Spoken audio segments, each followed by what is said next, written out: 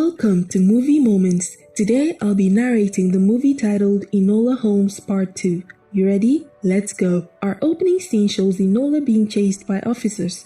You'll find out in a moment why that is. After solving her first case, Enola opened up her own detective agency, hoping to make a name for herself as her brother, Sherlock Holmes. But business ain't so great as she struggles to find at least one customer.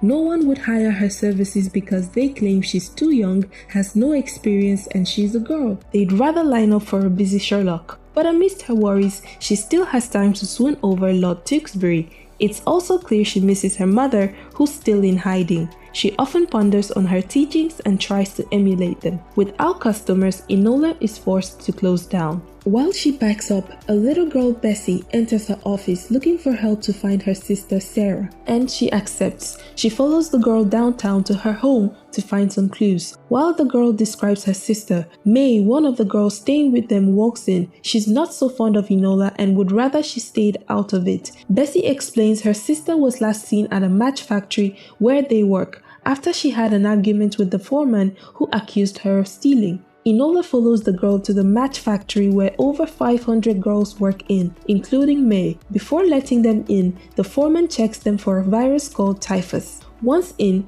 Enola finds a way into the foreman's office. She finds a pack of red matchbox on the table, different from the white matchsticks the girls are packing. She also finds a record book in a safe. Some pages have been torn out and a strand of red hair between the pages, which matches Sarah's description. Immediately, she hears the man arguing in the next room, so she eavesdrops on the conversation. Mr. Lyon, the owner of the factory, is concerned over the theft. His son William is present with Lord McIntyre, the Treasury Minister, and his secretary, Miss Troy. The men discuss about the typhus fever and how it's killed so many match girls over the years. Enola finds May a little suspicious, and even more when she discovers a fire outbreak at her station was the perfect distraction for Sarah to get into the foreman's office. She follows the girl to a theater, the Paragon, where she works as an entertainer. Enola goes backstage in search of May after the performance. She finds that Sarah worked there too.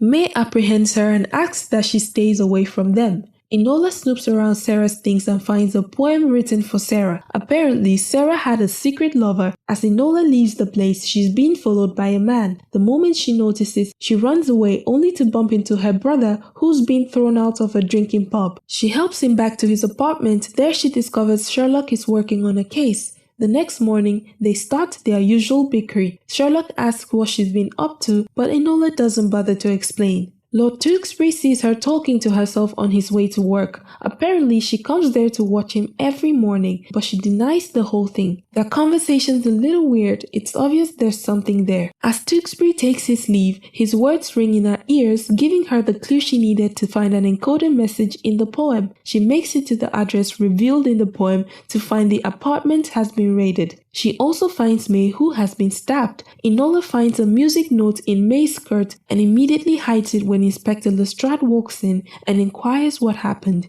As she explains to him, she hears a rather familiar sound approaching them, like the night she was followed. It's Superintendent Grail. The man says the girl Enola's looking for is wanted for theft and blackmail. Grail also suspects Enola killed May. Seeing she can't talk her way out of it, Enola decides to make a run for it, which takes us back to the first scene of the movie where she was chased by officers. Inspector Lestrade visits Sherlock to search for Enola in his apartment, but doesn't find her there. After he leaves, Sherlock lets her out of the wall where she hid. She shares her case with Sherlock, who tells her to lay low. She's now a suspect in a murder case. While Sherlock visits the apartment to try and find out what really happened, Enola tries to find more on her case. Luckily, she discovers the person who wrote Sarah the letter is Williams, Mr. Lyon's son. Another evidence she found at Sarah's place reveals a ball is to be hosted by Mr. Lyon. Enola reads up about balls and heads off to the event. At the ball, Enola approaches William to have a talk, but she realizes she can't talk to him alone without a chaperone. The only way she can talk with him is while they dance. Miss Troy approaches Enola and gives her tips on how to get close to William. With no dance experience, Enola is forced to ask Tewkesbury to give her some dance lessons in the bathroom. Tewkesbury helps her out. Enola sees a lady walk out of the room where William is. She noticed William looking at her earlier. She proceeds to ask him for a dance, although his persistence. William signs on her dance card. Later, she checks and matches his handwriting to that of the poem, confirming her suspicion. Enola stares at Tewkesbury as girls flock around him. Cicely, the lady with William earlier, notices and strikes a conversation with her. Then she heads over to Tewkesbury and asks for a dance. During the waltz with William, Enola questions him and it appears lots of eyes are on them. The moment she mentions Sarah's name, William is startled. He tells her not to say any more, rather they should talk much later. At midnight, Enola waits on him in the library, but Tewkesbury comes instead.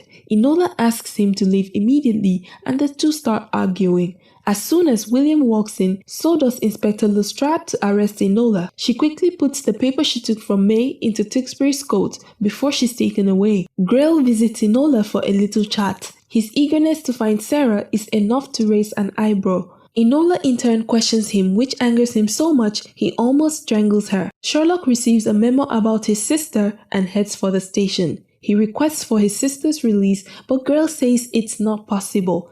Sherlock explains his analysis on the crime scene, which suggests the superintendent and his men were the perpetrators. The man, however, presents evidence of Enola's fingerprints on the murder weapon, but Sherlock says his sister never touched the weapon and then storms off. He visits Edith to ask for help to free Enola. He fears she will be hanged. Edith arranges to break Enola out of jail with her mother's help. While being chased, Enola explains her case to her mother, who helps her narrow down her search. She tells her to find Sarah, she has to look closely. Sarah could possibly be under her nose. She also says the match factory, girls dying of typhus, and Sarah missing are all connected. The ladies outsmart the officers, leaving Superintendent Grail in the pursuit. Their cart crashes, giving Grail and his men a chance to gain on them. He's awfully delighted to catch all three of them, claiming he will definitely get a promotion for it. Good thing the ladies are all trained in martial arts. They beat them up and make a run for it. Enola's mother encourages her not to be too independent but let others help her.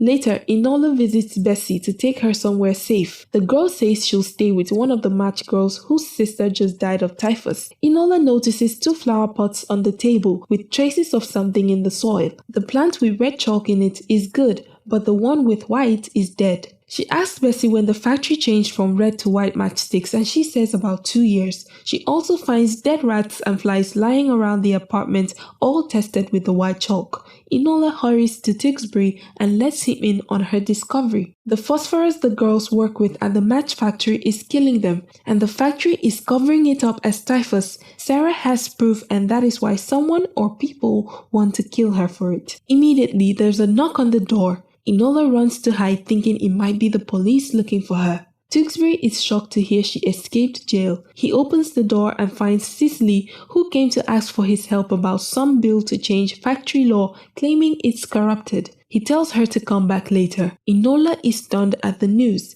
While Tewkesbury explains he has no interest in Cicely, Enola pieces the puzzle in her head, and just like her mother said, right under her nose, Cicely is Sarah. Why else would she be fighting to change factory law? As she rushes out of the house, Tewkesbury follows and confesses his love to her. His words get her thinking even more about William. She believes Sarah and William are lovers and they've been working together to expose the corruption in his father's company. They needed Lord Tewkesbury's help as someone in power to make a case. She confesses she loves him too, but tells him to hail a cab. She's got a case to solve. While Tewkesbury keeps watch at the gates, Enola goes in to check out an abandoned property. Inside, she's startled by someone who happens to be Sherlock they didn't expect to meet. Sherlock explains both their cases may be connected. Also, he found out how she was framed for murder. They find William dead in a room. From their investigation, Grail and Lord McIntyre were present in the room, and every other thing helps them piece together more truth to the story. Sherlock's case was about a theft in the treasury, which by the looks seems like William was the thief. Whatever he stole was proof that Lord McIntyre, the Treasury Minister,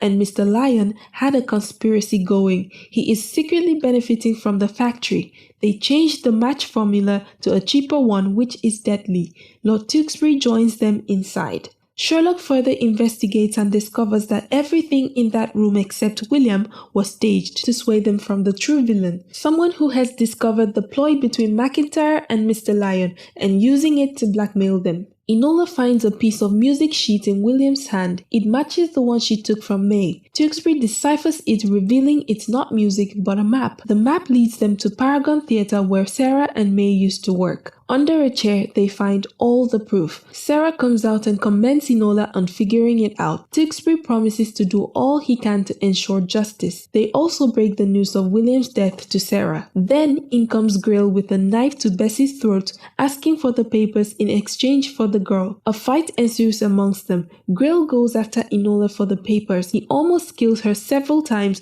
but she's lucky. She finally outsmarts him with her wits. As they celebrate their victory, Lord McIntyre walks in. Sherlock says he invited him. McIntyre instructs Inspector Lestrade to arrest Sarah for theft and blackmail. Sherlock says he's mistaken. Sarah is not his blackmailer, only someone who knows him very well, someone who's been present at every event, hearing and seeing everything, but ignored for years. Miss Troy, his secretary. She has been the mastermind behind everything. She hired Grail to look for Sarah and killed William because she was also benefiting from the corruption, and they taking away that evidence would stop her money train. Miss Troy admits to everything and she's arrested. McIntyre burns the evidence and leaves. Inspector Lestrade is in awe of all that just happened. Sarah worries they have no proof to help the girls now, but Enola encourages her to fight on still. The girls march to the factory and Sarah explains to them what is killing them and they should refuse to work. At first, no one budges, but soon they all stomp their feet and leave. Enola has decided to continue her agency. Sherlock comes bearing news of Lord McIntyre's arrest. Lord Tewkesbury fought to ensure justice.